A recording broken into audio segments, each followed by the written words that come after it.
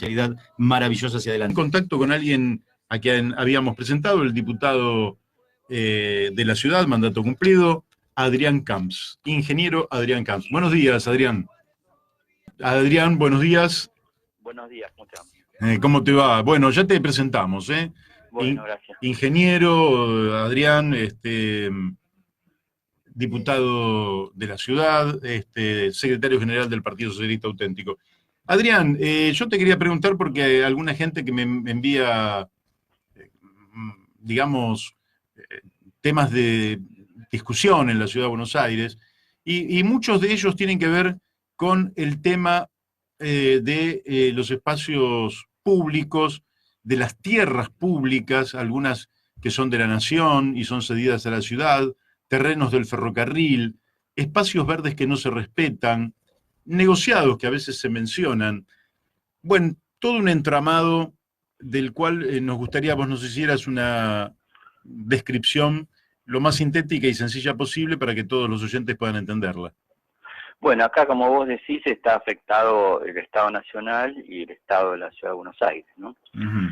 El tema de la tierra pública es realmente un escándalo, porque yo lo llamo que es hay una asociación poco lícita, por no decir ilícita, uh-huh, entre el gobierno de la nación y la ciudad.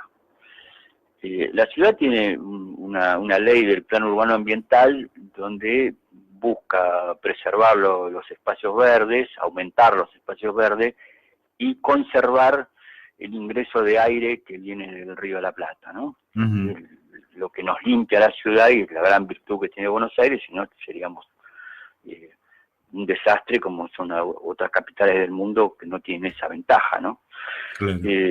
Bueno, entonces el problema es que quién resuelve sobre la tierra pública, si se resuelve de acuerdo con un criterio urbano-ambiental de la ciudad o se resuelve de acuerdo a los negocios de los intereses de los inmobiliarios y las grandes empresas constructoras. Uh-huh. Bueno, si me preguntas a mí, se resuelve de la segunda manera. Sí, son los intereses de los desarrolladores inmobiliarios y las empresas constructoras los que deciden qué se hace con la tierra pública. Y después se le busca la forma legal. Claro. Y cuando te digo que es una asociación poco lícita es porque el Estado Nacional no puede disponer de la tierra pública sin una ley del Congreso. Uh-huh. Y se ha buscado un artificio, que es la creación de la Agencia de Bienes del Estado, la ABE, que se creó por un decreto de Cristina Kirchner en el año 2012 y se reglamentó en el 2015, donde todas las tierras pasan a ser administradas por este organismo, que tiene un presidente y un vicepresidente que lo designa el Poder Ejecutivo, y a partir de este organismo se dispone de toda la tierra pública sin pasar por el Congreso de la Nación. ¿Y eso qué es? Eso suena que hay corrupción atrás de eso. Mira, yo no te diría que es corrupción porque no es que algún funcionario se va a enriquecer, pero sí que salen beneficiados los intereses de los desarrolladores inmobiliarios y las grandes constructoras. Te doy un ejemplo.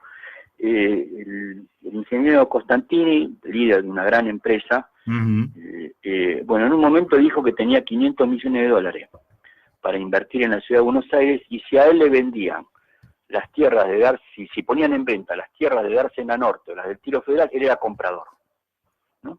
Uh-huh. Bueno, al poco tiempo salieron las dos leyes. Claro. La de Dársena Norte y la del Tiro Federal, ¿no? Donde se van a construir torres, en el caso de Dársena Norte, en espacios que están contra el río, donde no se debería construir torres, porque como te decía antes, tenemos que preservar el ingreso de aire del río, más ahora con el escenario del cambio climático, y en el caso del Tiro Federal, las tierras que dan a Avenida del Libertador, que valen una fortuna, y que también se vendieron a desarrolladores inmobiliarios. Y los otros casos son los de las empresas constructoras, bueno, por ejemplo, el famoso Paseo del Bajo, uh-huh, que se pagó con un crédito y parte de ese crédito se lo transfirieron a la ciudad, y entonces por eso es que el gobierno de Macri, antes de dejar el mandato, le transfiere tierras públicas a la ciudad en pago por lo que tenía que haber aportado la nación. Ahora, esas tierras también vienen de otro acuerdo, porque son las tierras ferroviarias de Caballito, de Liniers, de Palermo, vienen de otro acuerdo, porque la tierra ferroviaria en sí no tiene valor, Claro. solamente sirve para el ferrocarril. Y la ciudad le tiene que dar la norma de tejido. Tiene que decir, bueno, ahí se pueden construir tantos metros, generalmente construyen torres. Ujú. Entonces, la ciudad le dio la norma de tejido y la nación se quedó con el plusvalor. Y ahora, como no tenía plata para pagar, se las devolvió a la ciudad para que la ciudad las venda, ¿no? Todo esto por decreto. Qué bárbaro. Manejo, sí. Es un manejo discrecional completamente. Exactamente, sí, es un manejo por decreto. Ahora el gobierno de Fernández dijo, bueno, vamos a investigar, a ver cómo fue esto de la transferencia de la tierra pública. Y en realidad se están basando en decretos, luego ratificados por ley, del gobierno anterior, que están muy flojos de papeles, porque le sacan una facultad al Congreso, que era disponer de la tierra pública. Mm. Y Adrián, acá hay una, más o menos por la misma línea, pero otra pregunta distinta. Hay una paradoja. En la Ciudad de Buenos Aires la construcción es impresionante. Al mismo tiempo, la población de la Ciudad de Buenos Aires se mantiene estable desde hace 60, 70 años. ¿Cómo se entiende eso? Bueno, Que se construya tanto y siga la misma población. Sí, tiene la misma población y se calcula que dentro de 20 años también. No va a cambiar. Hay dos cuestiones. Una es la reducción de los grupos familiares, ¿no? En la ciudad tenemos mucha gente que vive sola o es una pareja, ¿no? Tenemos pocos grupos. En realidad lo que ha crecido y se mantiene estable por las villas. Claro. Porque lo que crece es la población de las villas. Si no hubiera decrecido la población de la ciudad. Si se mantiene estable porque tenemos cerca de 200.000 habitantes en la villa. Esa es la verdad. Y el otro problema es la especulación. Es decir, se utiliza las propiedades como reserva de valor en un contexto de total volatilidad inflacionaria y demás. Y, bueno, nadie confía en nada. Claro. Ni en los bonos, ni en los bancos, ni dice, no, mira, yo tengo una plata, invierto en ladrillo y sé que eso lo voy a tener y nadie me lo va a sacar. Entonces hay grandes inversiones hechas en inmuebles. Por ejemplo, Puerto Madero está prácticamente deshabitado. Claro, esa es la otra paradoja, porque uno dice, bueno, voy a invertir en un departamento, lo alquilo, pero en la Ciudad de Buenos Aires hay mucha vivienda deshabitada. Sí, está deshabitada. Y el problema que tenemos con eso es que te levanta el valor del metro cuadrado. Claro. Te levanta el valor del metro cuadrado. Entonces, todos dicen, no, la propiedad se cotiza en dólares. Bueno, muy bien, que me expliquen por qué en 10 años duplicó su valor en dólares. Si es en dólares. ¿Por qué duplicó su valor? Más que duplicó. Evidentemente porque hay una presión, una presión compradora sobre bienes en la Ciudad de Buenos Aires, porque es por reserva de valor. Claro. Eso complica todo, porque complica el tema de los alquileres, complica el tema del acceso a la vivienda. Y bueno, ese es otro tema de la tierra pública, ¿no? ¿Por qué la tierra pública no se utiliza para generar viviendas que sean accesibles a los ciudadanos? ¿Sí? ¿Y por qué no se hace eso? ¿Hola? ¿Por qué no se hace eso? Porque están destinadas a los grandes desarrolladores inmobiliarios. A hacer emprendimientos que después se venden a 5.000, 7.000 dólares de metro cuadrado. Claro. ¿Cuánto vale las dos torres que van a hacer allí donde está el Tiro Federal? Sobre la Avenida del Libertador, Belgrano, Vista el Río. ¿Cuánto vale? Sí, miles de dólares cada metro cuadrado. Claro, entonces el negocio, inclusive para el Estado que lo usa como fuente de recaudación, el negocio es vender lo más caro posible. Si no le interesa vender barato, porque si vende barato, para un emprendimiento de departamentos, bueno, recauda mucho menos. Claro. Eh, Sí, o sea, entonces, se organiza en torno al capital y no a las necesidades populares. Te voy a cambiar de no, tema, Adrián. Ahí sí, también nos llega al programa una resistencia importante por parte, la verdad que no sé si son muchos o son pocos, vecinos de Boedo que no quieren la construcción del Estadio de San Lorenzo sobre Avenida La Plata. sí. Eso, ¿cómo está eso? Es decir, ¿cómo lo estás viendo vos? ¿Tiene sentido esta resistencia que están haciendo? ¿Ya no estaba aprobado esto? No. Digamos, lo que se aprobó fue que San Lorenzo pudiera adquirir las tierras que Ajá, originalmente le pertenecían y que estaban ocupadas por un Carrefour, claro, por un hipermercado. Entonces la legislatura sancionó una ley donde se expropiaba ese terreno y se lo vendía a San Lorenzo. La ciudad no perdió un peso en eso. claro. San Lorenzo lo pagó. Ahora el tema es qué hacer ahí. Bueno, hay un sector del club que quiere construir un nuevo estadio y abandonar el que tiene en la villa ahí en ese Bajo otro Flores. lugar, ¿no? Y hay otro sector que dice que no, que es un gasto extraordinario que no tiene sentido, porque ya tienen estadio. Claro. Y por otra parte hay una resistencia de los vecinos que dicen, bueno, nosotros vivimos acá y muchos compraron propiedades cuando el estadio no existía un hipermercado. Sí, Dice, bueno, esto me va a traer un perjuicio económico, un perjuicio para mi calidad de vida. Cuando haya partido de fútbol esto se va a volver imposible de transitar. Bueno, me parece que todo es atendible.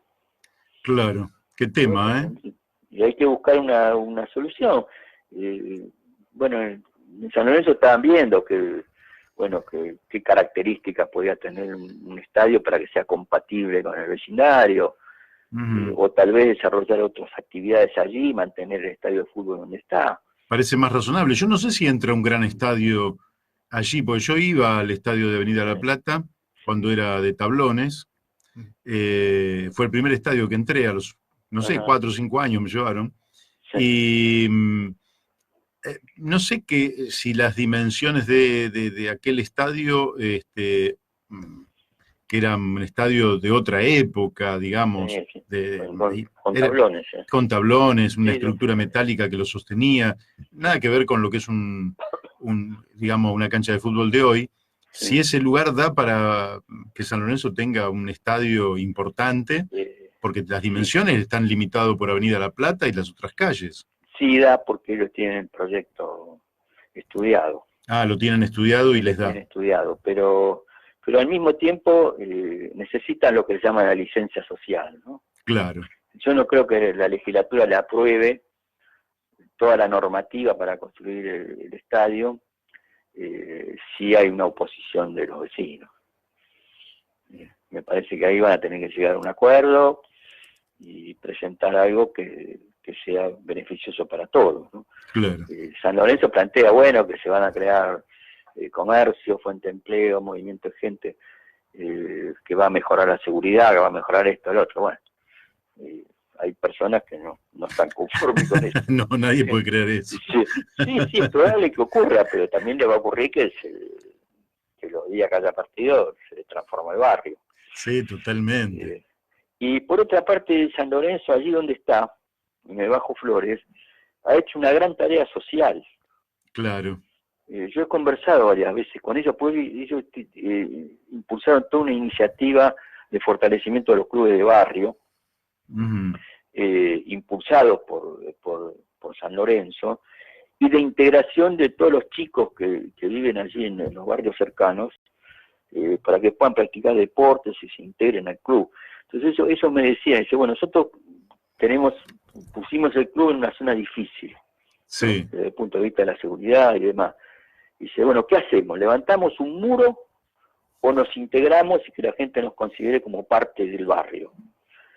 Y eso es lo que hicieron, ¿no? Claro. No queremos muro. Hicieron lo correcto. Queremos que la gente participe de las actividades del club y que lo tome como propio. Claro. Sí. y entonces vamos a ganar todos, vamos a ganar todos en calidad de vida. Así que ellos hacen una tarea muy importante allí. Bueno, veremos cómo se desenvuelve. Te hago la última pregunta sobre la parte, digamos, de la ciudad de Buenos Aires. Después te hago un par de preguntas sobre el tema de la política nacional. También está el mini estadio de Villa Crespo. Sí. ¿Qué pasa con eso? Bueno, eso es un fraude. Eso es un fraude, porque se engañó a los diputados y trajeron un proyecto de una concesión de tierras para el Club Atlanta y la posibilidad de construir un mini estadio. Ajá. Bueno, Atlanta tenía un mini estadio ya antes. Claro. Y tiene muchos clubes, tiene mini estadio, tiene Ferro, tiene el Boys. Y entonces a nadie le pareció raro esto de que tuvieran un mini estadio, porque, bueno, siempre se trata de favorecer a los clubes de barrio, siempre hay una actitud positiva de los diputados cuando vienen ese tipo de proyectos, ¿no? Ahora después, el mini estadio se fue transformando por otras normativas y terminó subconcesionado a la Nación, al grupo La Nación, ¿no? Ajá. Convertido en un estadio para 25.000 personas. Claro, casi una cancha de fútbol. Absolutamente nada que ver con el proyecto inicial. Claro. ¿No? Entonces sí, el reclamo de los vecinos es totalmente justo. Pero fue un engaño, porque cuando se votó eso era otra cosa. Bueno, tendrán que repararlo en ese caso, ¿no? Tendrán que repararlo. Tarde, porque ya está funcionando. Ah, ¿ya está funcionando? Sí. Ah, amigo. Bueno. Ya está funcionando. Tremendo. Bueno, te paso unos poquitos minutos. Me gustaría que me dijeras cómo estás viendo estos primeros 2 meses y medios del gobierno nacional. Es compleja la pregunta. Bueno, porque sí, ya sé, uno siempre tiene la esperanza de que con el nuevo gobierno las cosas mejoren, ¿no? Claro. La esperanza siempre... Pero me parece que más allá de las buenas intenciones que puedan existir, se han cometido errores graves, como recortarle el aumento de las jubilaciones a personas que ganan 16.500 pesos. Sí, claro, que es una miseria.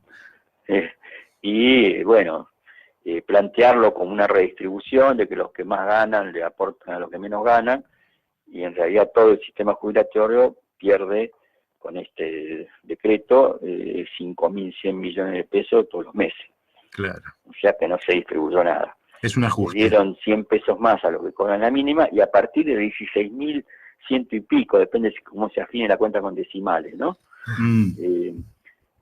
Son 16.200, pongamos, depende. Y a partir de allí ya no se les otorga todo el aumento que deberían recibir por la inflación. Claro. Entonces, me parece que ajustar a sectores que ganan 16.500 pesos es totalmente incompatible con la definición de este gobierno como de carácter popular, ¿no?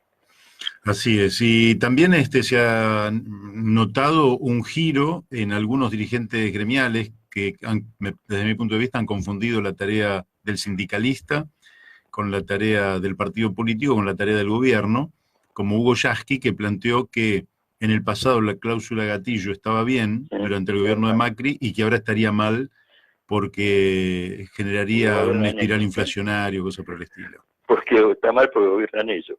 Sí, es una cosa increíble, como lo que estaba bien para reparar tardíamente lo que era la pérdida de ingresos de los trabajadores. Sí. Pero la verdad que me pareció un despropósito lo que dijo. Lo mismo pasa con la demanda de los jubilados. Viste que el sector de tercera edad, Eugenio Semino, de la Defensoría del Pueblo, organizó una demanda colectiva y reunió un día 7.000 personas, ¿no? Sí. Que reclamaban por sus derechos. Y la Defensoría salió a decir que no, que la Defensoría no tiene nada que ver con eso, ¿no?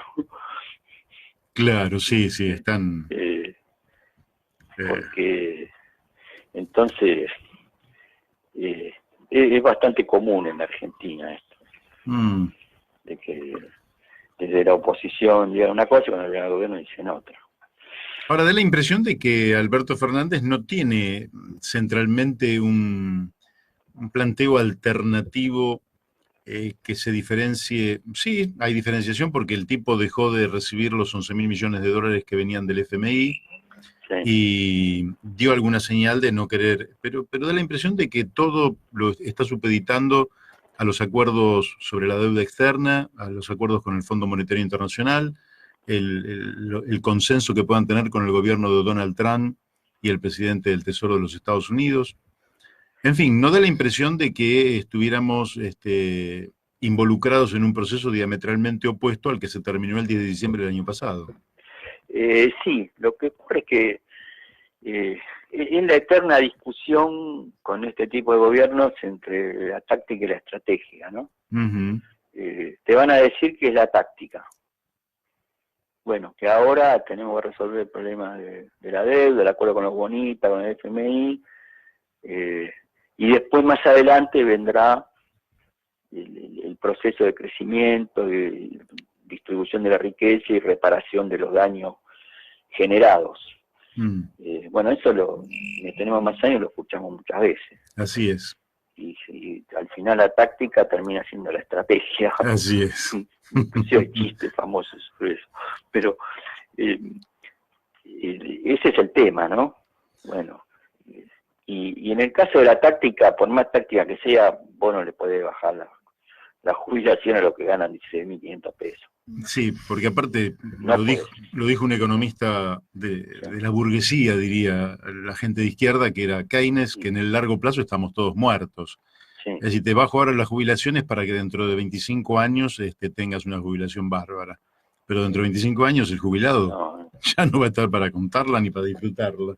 No, me parece que hay límites que no se pueden cruzar, que bueno, que habría que haber afectado a otros sectores. Lo que pasa es que los otros sectores tienen más capacidad de daño. Claro. Tienen más fuerza para defender sus intereses. Entonces siempre terminan pagando el pato los jubilados porque no tienen capacidad de reacción, fundamentalmente de generar daño económico. Uh-huh. Entonces, si vamos a ver los sectores que más se enriquecieron en los últimos años, bueno, a la cabeza de todo están los bancos. Sí, claro. Pero los bancos no los puedes tocar porque tenés que renegociar los bonos.